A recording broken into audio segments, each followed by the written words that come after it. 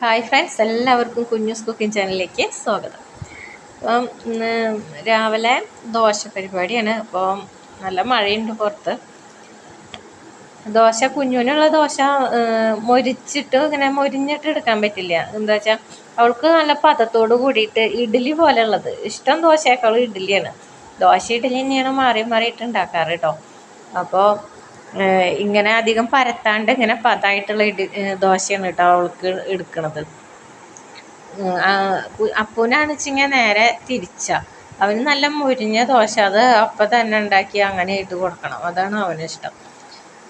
ഇവൾക്കാണെച്ചെങ്കിൽ ഇഡ്ഡലിയോടാണ് താല്പര്യം. ഞാനെപ്പോഴും ഇഡ്ഡലി, പിന്നെ ദോശ, വെള്ളയപ്പം അങ്ങനെയായിട്ട് മാറി മാറിയിട്ട് തന്നെയാണ് ഉണ്ടാക്കാറുള്ളൂ. വേറെ ചപ്പാത്തിയൊക്കെ ഒഴിവുള്ളപ്പോഴേ ഉണ്ടാക്കാറുള്ളൂ.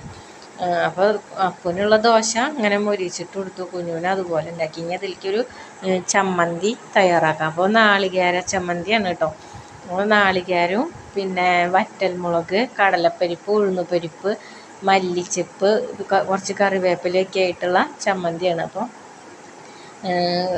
ആവശ്യത്തിനുള്ള എരിവിനുള്ള നമ്മുടെ വറ്റൽമുളക് എടുക്കുക, പിന്നെ കറിവേപ്പില, മല്ലിച്ചപ്പ്, കടലപ്പരിപ്പ്, ഉഴുന്നുപരിപ്പ്, ഉപ്പ്, പുളി, ഇത്രയും ആവശ്യമുള്ളൂ. അപ്പോൾ നമ്മൾ പാൻ വെച്ചു. വെളിച്ചെണ്ണ ചൂടാകുമ്പോൾ ഈ ഉഴുന്ന്, കടലപ്പരിപ്പ്, വറ്റൽമുളകൊക്കെ ഇട്ടിട്ട് നമ്മൾ ഒന്ന് ചൂടാക്കിയിട്ട് എടുക്കാം. അപ്പോൾ തീ എപ്പോഴും ഫ്ലെയിം ഒന്ന് കുറച്ചിട്ട് വെച്ചാൽ മതി കേട്ടോ.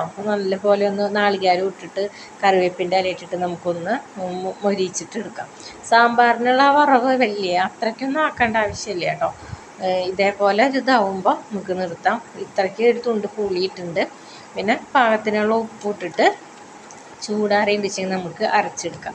അപ്പോൾ കുഞ്ഞിനുള്ളത് കുറച്ച് മുളക് 2 കുറച്ചിട്ടാണ് ഞാൻ മുന്നേ അരച്ചെടുത്തത്.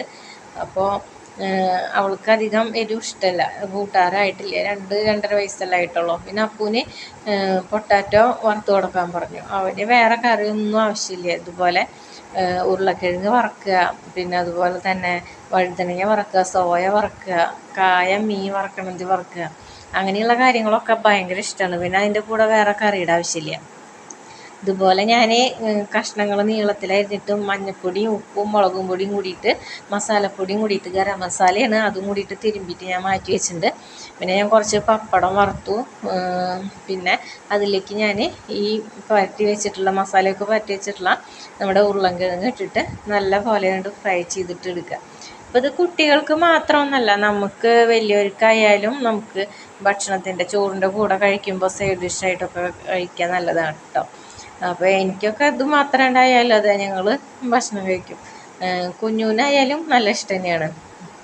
അപ്പം ഞാനിങ്ങനെ അവൻ്റെ ടിഫിൻ ബോക്സ് റെഡിയാക്കി കൊടുക്കാൻ വേണ്ടിയിട്ടാണ് ഈ പൊട്ടാറ്റോ ഫ്രൈ ഇട്ടുണ്ട്. പിന്നെ പുളിഞ്ചി വെച്ചിട്ടുണ്ട്. പിന്നെ വെള്ള നാരങ്ങ അച്ചാറുണ്ടാക്കിയതായിരുന്നു, അതും കൂടിയിട്ട് വെച്ചിട്ടുണ്ട്.